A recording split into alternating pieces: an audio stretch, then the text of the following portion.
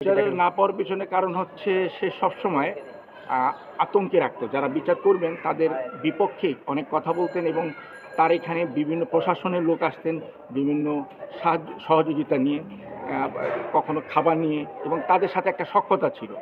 কারণ আমরা 2020 সালে যে ঘটনাটা দেখলাম যে নিরীহ মানুষগুলোকে 30-35 জন ছেলেপেলেকে যখন মামলা দিয়ে, স্থানীয় বাড়িওয়ালা ছেলেপেলেদের মামলা দিয়ে যারা পড়াশোনা করতো, সে যখন নাজেহাল করছে, শিক্ষা জীবনটাকে যে বিবর্তিত করে ফেলছে, তখন সেই সাধারণ ছেলেগুলো আর বেশি আগ্রাসনভাবে বা দলগতভাবে, এলাকার যারা বাড়িওয়ালা আছেন তারা দলগতভাবে সামাজিকভাবে যে তাকে প্রেশার করবে, এটা একটা আতঙ্কের জায়গায় কাজ করছে। সে সবসময় একটা লাঠিয়াল বাহিনীর, মানে এখানে তার বিদ্যার সময় অনেকগুলো গাড়ি ঘোরাঘুরি করতো।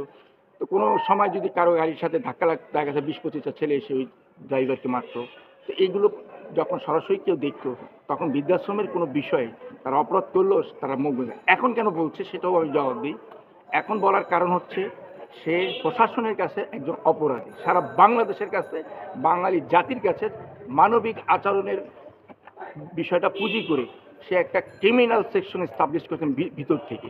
সে তার ক্রিমিনাল সেবার নামে ব্যবসা, সেবাটা যখন ব্যবসার জায়গায় চলে যাবে তখন ক্রিমিনাল জায়গাটা, ক্রাইমের জায়গাটা চলে আসে। এই ক্রাইমটা কিন্তু তখন প্রকাশ পেলেও মানুষ কিন্তু সহজে এককভাবে সেটা প্রতিবাদ করার সাহস নেয়। যখন সে প্রশাসনের কাছে ক্রিমিনাল হয়েছে তখন কিন্তু একে একে আপনারা আসছেন।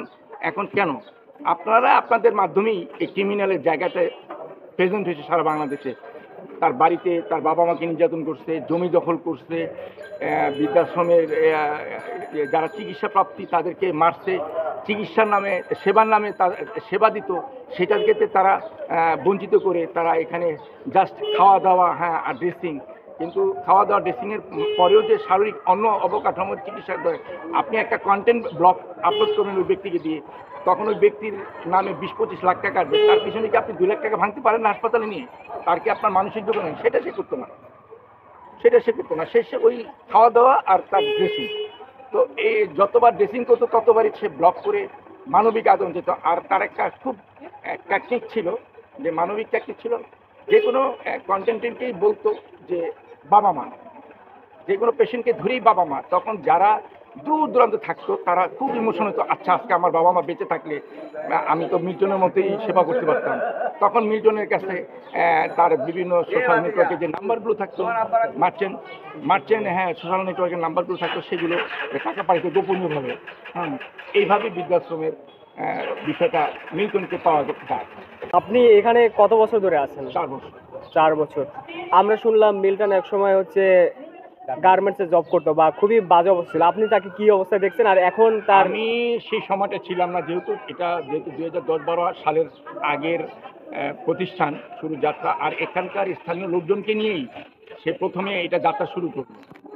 অনেক বাড়িওয়ালা তাকে খাবার দিত এবং শোয়ার জায়গার ব্যবস্থা দিত তার পেশেন্টদেরকে। কিন্তু তাদেরকে একটা সময় যখন টাকার সোর্সের জায়গাটা সে লিঙ্ক পেয়ে গেল, যে এইভাবে ব্লক করলে, এইভাবে মানুষের জায়গায়, ইমোশনের জায়গায় মেসেজ থ্রু করতে পারলে আমি টাকা পাচ্ছি, তখন এই সমস্ত লোকদেরকে সে সরাই দিছে। আপনি জানেন যে একটা ফাউন্ডেশন করতে গেলে সমাজসেবা অধিদপ্তরের একটা কমিটি লাগে, নিবন্ধন লাগে, এবং সেই কমিটির কার্যক্রম প্রতি বছর স্টেটমেন্ট দিতে হয়।